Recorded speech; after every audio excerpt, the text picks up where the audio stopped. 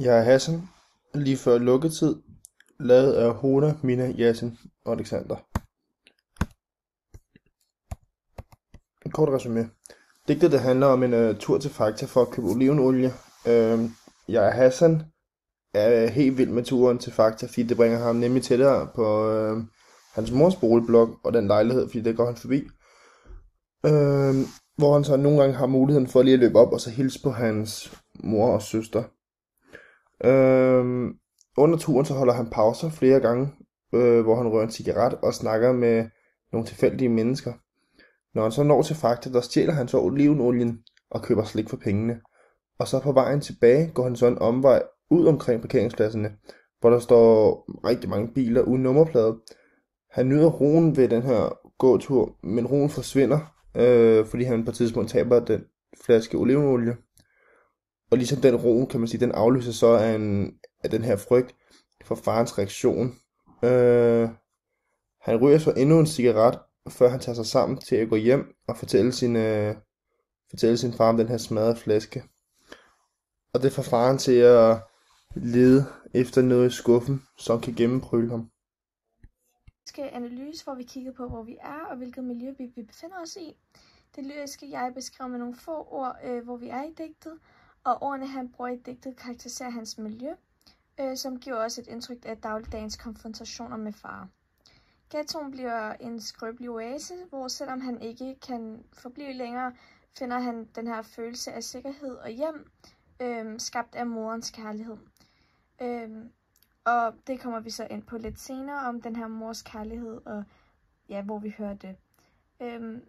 I forhold til miljøet, så har vi 2 citater med, der lyder: på vej hjem gik jeg uden om betongen, og hver anden bil manglede nummerplader.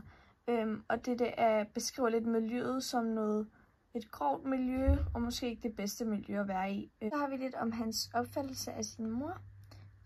Og som sagt, i begyndelsen af digtet beskriver det lyriske jeg er Hassan, en tur til Fakta for at købe olivenolie, hvor han så passerer sin mors lejlighed. Og her får vi så et indblik i hans opfattelse af sin mor gennem følgende citat. Løb op på 3. sal og åbnede døren med Palæstina-klistermærke på. Dette citat antyder, at han nævner Palæstina i forbindelse med sin mor, og måske for at reflektere han den dybe kærlighed, han forbinder både med sin mor og landet.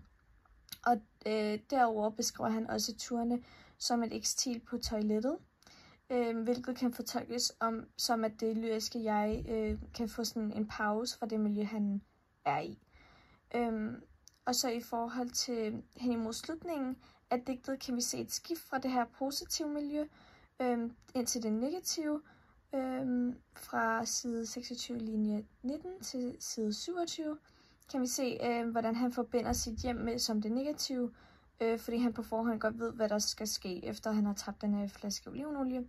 Han skriver nemlig, jeg tabte flasken, der gik i stykker mod asfalten og frygten for fare.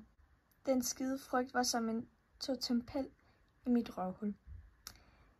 Jeg røg en cigaret mere, gik hjem og sagde det som det var, og snart ledte han i skuffen efter instrumenter.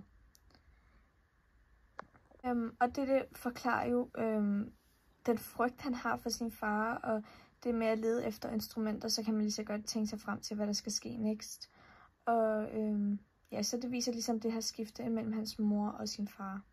Digtet det er udelukkende skrevet med store bogstaver, altså kaldet versaler, og de store bogstaver det er et sprogligt virkemiddel, som er gennemgående i Yahya Hassans forfatterskab, og det giver ligesom digtene et sådan råbende og voldsomt udtryk, som understreger den her følelse af frustration og vrede, som udtrykkes i næsten alle hans digte. Og i det her tilfælde, der er vreden rettet mod den frygt og vold, som det lyriske jeg var udsat for i sin opvækst. Og digtet, det er heller ikke nogen fast form, det er ustrofis, hvilket gør, at vi ligesom får alle hans tanker og ytringer på én gang.